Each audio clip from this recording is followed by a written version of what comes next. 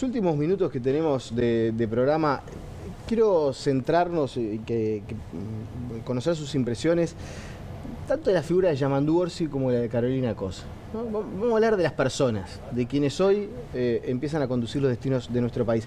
Y quien habló de Yamandú Orsi fue José Mujica.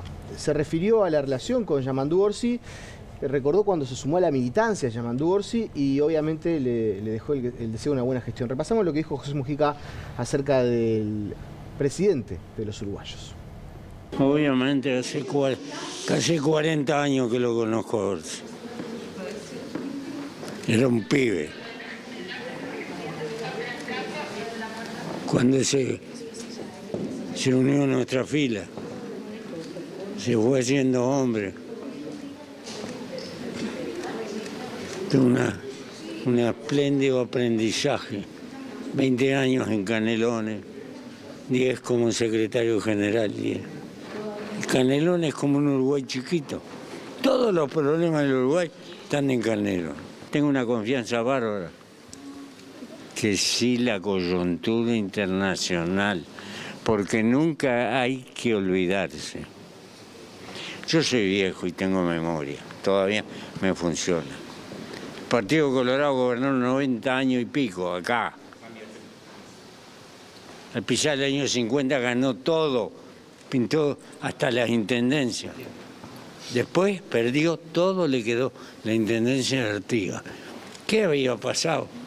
La coyuntura internacional tiró abajo los precios y eso no arregla ni mandrake, porque somos un país pequeño y tiene que exportar mucho para poder pagar lo que compra.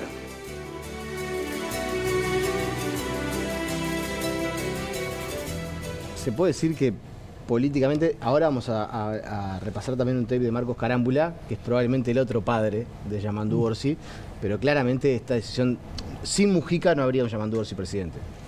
Antes que nada, respecto al capítulo anterior, señalar una presencia que fue la de Belela Herrera. Sí. Es una gran luchadora de los derechos humanos, centenaria, que estaba ahí en su silla, en la Plaza de Independencia. Sobre el tema Yamandú Orsi, yo diría lo siguiente. El nombre Yamandú como un posible candidato a presidente, más o menos están las conversaciones reservadas de la chacra, llamémoslo así, básicamente Pepe Lucía y Eduardo Bonomi.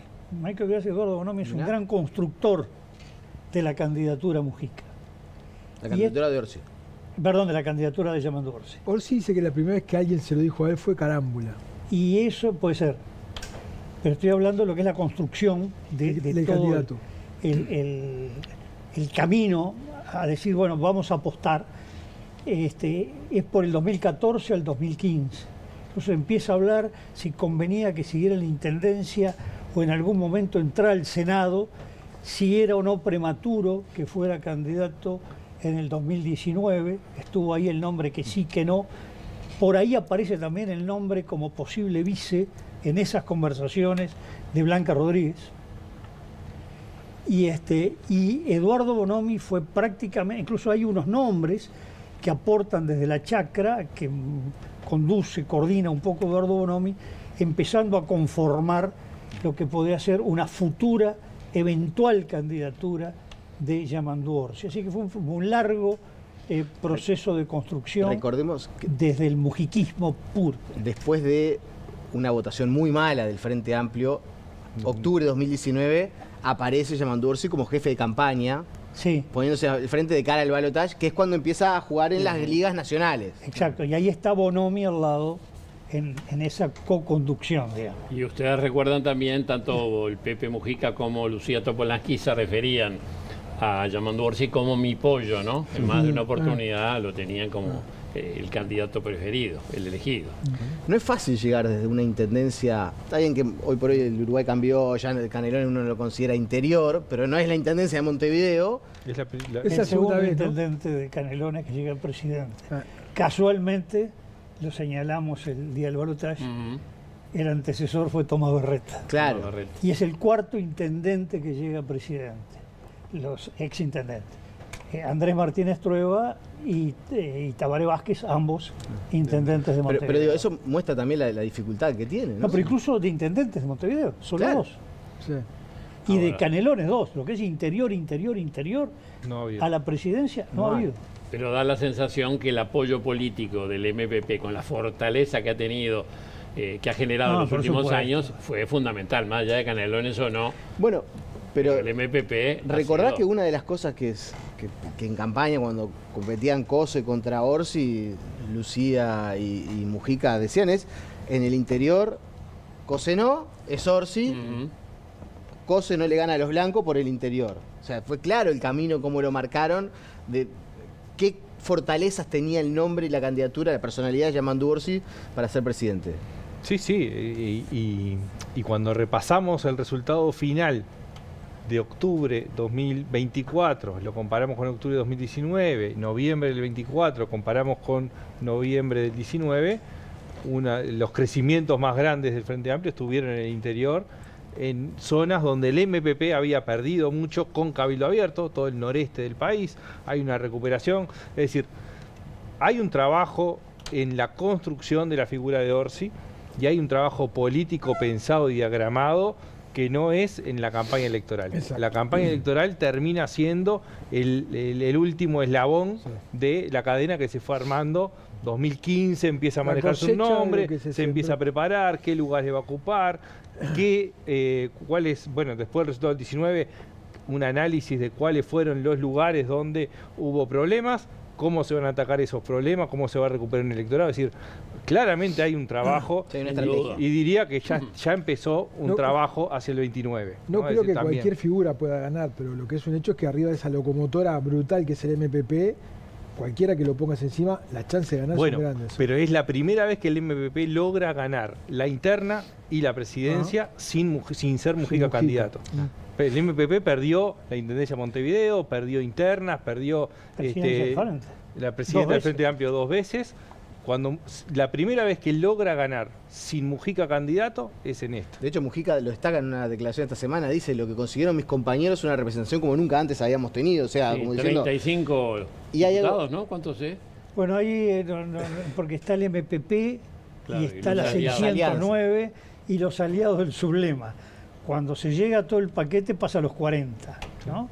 Es decir, es un peso hegemónico Yo el otro día. el del MPP o la 609 dentro del Frente Amplio, ¿no? Hablaba con un alto dirigente del MPP sobre cómo iban a suplir a la gente que se iba al Ejecutivo. Viste que pasan los de abajo para arriba, Sí. es un mecanismo medio endiablado. Y me decía, tenemos 11 diputados en Montevideo, jamás pensamos que íbamos a tener ese desempeño.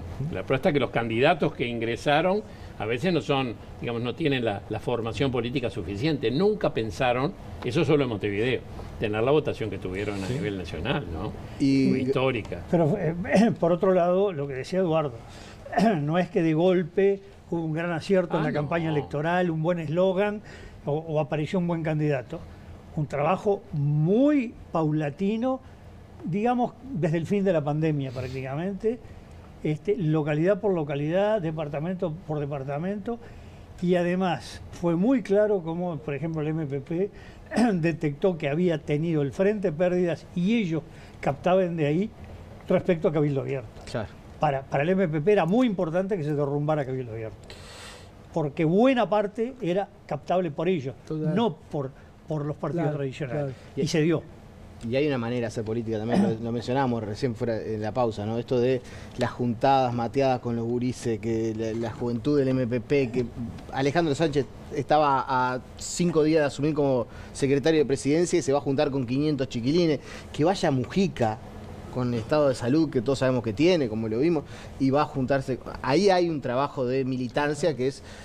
Pero es un trabajo seguramente larguísimo, los que mejor lo Mujica, hacen, cuando sin ingresó en duda. el Parlamento como diputado en el 90, ahí empezó las giras con el interior, las mateadas, todos los fines de semana Mujica se iba en ómnibus al interior y allí empezó a sembrar, digamos, a nivel masivo. Y déjame hacerte un apunte con lo que planteabas con lo de los movimientos que hay en las bancas.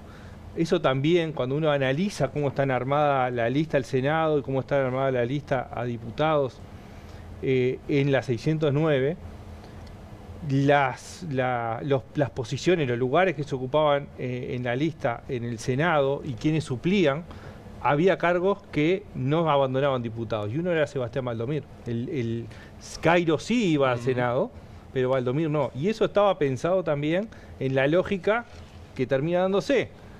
Posible mayoría en el Senado, ¿no? Los cálculos que hacíamos era 15 senadores, con la idea de que entraba Cabildo Abierto o Identidad Soberana podían entrar. Al final no entró ninguno y con eso el Frente tiene 16 senadores, pero con altas probabilidades de no tener la mayoría en diputados.